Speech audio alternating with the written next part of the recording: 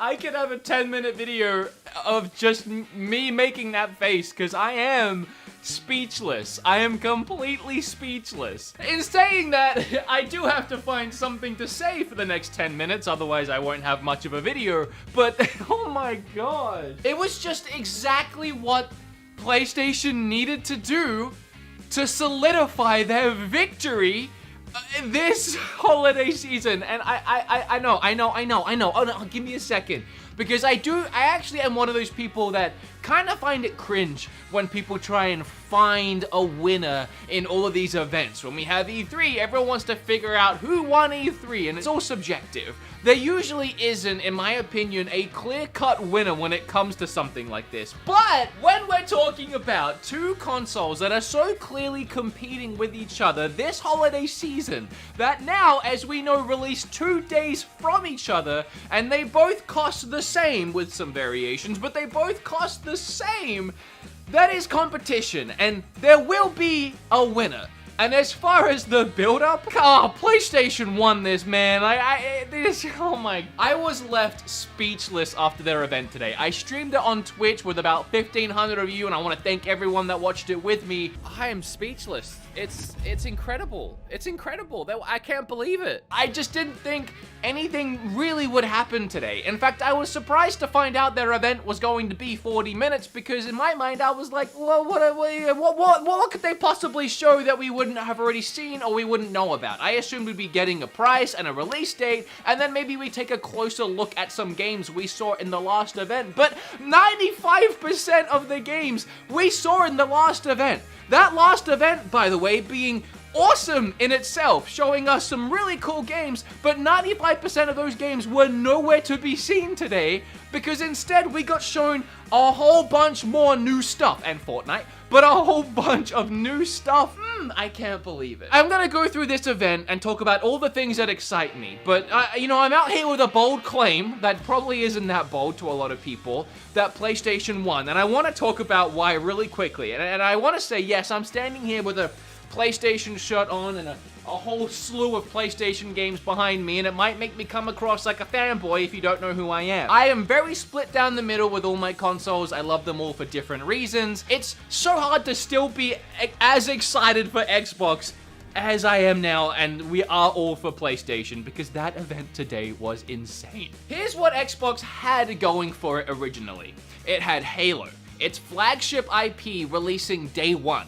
That fell through. I could have a whole conversation about my theory as to why and what was going on with that game, but as it stands, that fell through and it got pushed back to 2022, which, good call by 343, because that game clearly wasn't ready, but that left Xbox launching a console with no exclusive, no reason to really pick it up. The only other thing Xbox had going for it, unless you really are into specs and it's technically a more powerful console, the only thing it really had going for it was its backwards compat. The fact that it could play a whole ton of games, a whole slew of games. It had Game Pass, where you could, you know, pay $10 and get like a bunch of games you can play day one, whatever. Game Pass is pretty great, and I'm not discrediting that. Game Pass is actually pretty great. But PlayStation came out, pretty much every PlayStation 4 exclusive that has come and gone is included in PlayStation Now, and you can play all of that day one. PlayStation took the one big thing Xbox had left going for it and said, well, we'll do that too. And then PlayStation matched the price. I can't.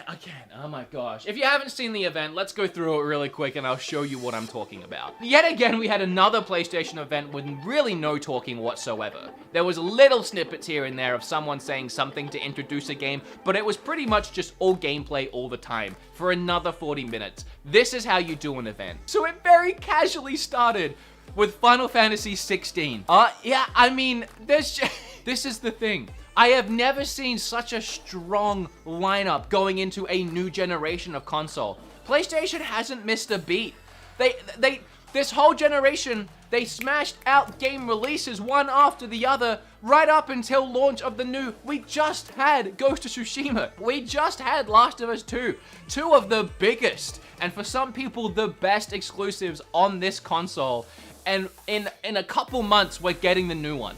Right up until the new one, they were smashing releases, and on the new one, they just got more coming. They haven't missed a beat. They've been It's insane. It is insane. I can't believe it. A new Final Fantasy. We also saw gameplay in here too, by the way, and it looked very similar to 15. I think that's a good call because the gameplay was my favorite part of 15. Then we got to look at Spider-Man, and I mean, the last game was really good, so we can expect a lot of the same, but I think the thing they're really showing off here is just how much this PlayStation is doing. That fight on the bridge, there was so many lighting effects and destruction effects just while you're fighting, like not even in, like, during the gameplay. And then, I don't know way.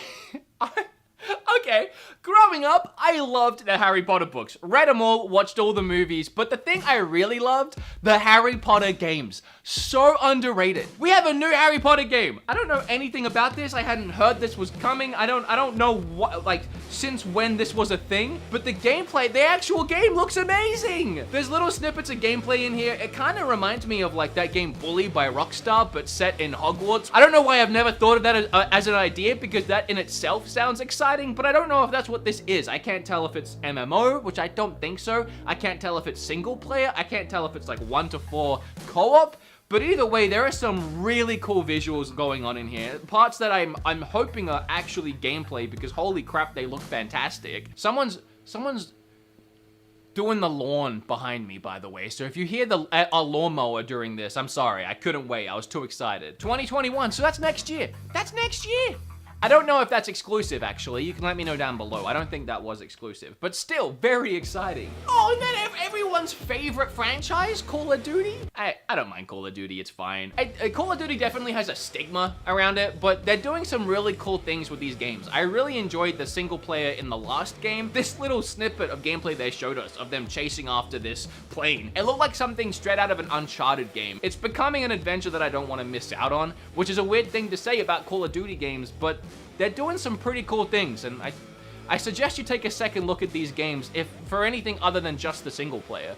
Speaking of Twitch, we got a spoopy, scary look at Resident Evil 8, a game that there is no way I'm playing on my own. I said to my chat today that if they end up putting it in VR as well, which I hope they do, that could be a really fun game to play on Twitch in VR. These Resident Evil games have literally become terrifying.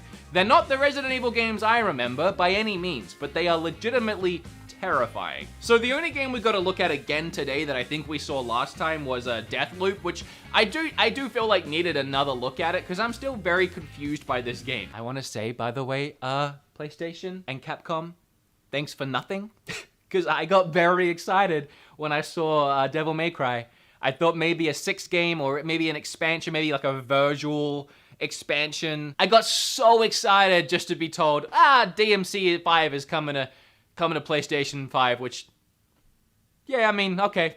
Although, I'm glad, because I love this game so much, and I think it was very underrated. We got this big look at the game in this PlayStation 5 event. Like, this is definitely the hype that this game needs. I want a Devil May Cry 6, so please buy this game so I can get that. Oh, another look at Oddworld. I think what they really highlighted here was the story and the cinematics. I think fans of this series and the original game are gonna really love this one. It's just like, there's nothing worth skipping over. When I react to these events a lot, especially 40-minute events, I try and skip some games because I don't want like a 15-minute video, but I can't skip anything. Five Nights at Freddy's, though, I mean, I'll just mention this one. I don't know anything about this franchise, but the trailer was pretty terrifying. That thing in the corner freaked me out. Okay, I feel bad saying this because I know a lot of you are huge Demon's Souls fans, but never played the original, not really. It's not really my cup of tea. Brutally hard games, clunky controls. I've never loved it, but even I was watching this trailer with eyes wide open and a gaped mouth because it just looks so good. The combat is heavy and weighted. The visuals are stunning. I love that this trailer is literally showing that moment of someone that has tried beating a boss 100 times and he knows exactly how to get back there, and then finally getting to the awesome looking boss and just getting wiped out immediately. Like, oh, back to square one. You can't not get hyped looking at all these crazy over-the-top bosses. These dragons, these creatures, these beasts, like just looking up at them in awe and wondering how the heck I'm supposed to kill that. This event was almost over. There was like 5 minutes left. It cuts to black and I hear that freaking boss from Fortnite, and I thought, oh no, they are not gonna end this awesome event on Fortnite. But even they knew to keep this short because this Fortnite teaser lasted all of about 20 seconds and then it was gone. And the next is when they just demolished everything. I already talked about it at the start, but Final Fantasy 15, Monster Hunter, Fallout 4, Days Gone, Mortal Kombat, Detroit Become Human. I mean, you name it. If it was a fun game this generation or a PlayStation 4 exclusive, you can play it all for free when you get the PlayStation 5 day one, just by having your PS Plus subscription to play online. I don't know, man. Like, it's such a strong launch for a console. Yeah, PS4, backwards compat on our console. Also, most of these great games, you can play them for free anyway, day one. Also, we have a new Spider-Man game coming on the console during the holiday season. Also, we have games day one like Devil May Cry and Fortnite if you care about that. Also, the price is the same as the other console. Also, it comes out 2 days later, so there's no need to wait for it if you're excited for next gen. Also,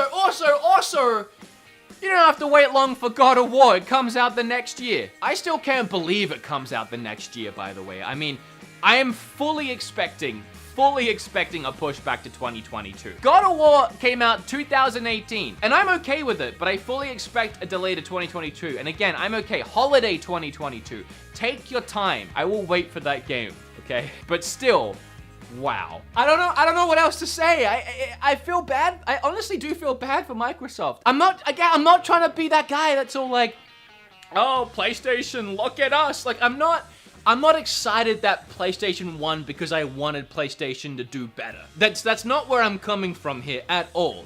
I'm excited because of what is happening on PlayStation. Being a fan of PlayStation and Xbox and Nintendo, I'm excited when any of them do something right. I'm excited when any of them do something that gets me this excited. And PlayStation has done it. If Xbox was in the position that PlayStation's in and the roles were reversed, I would be standing here just as excited about Xbox, if that makes sense to anyone. And Nintendo, I love Nintendo, but they're not even like in this race right now. They're not that. Nintendo is dominating with their generation of whatever you want to classify them in. Nintendo's doing fine. I'm purely just talking about these two right now. It's just a round of applause to PlayStation. I mean, they didn't squander their lead.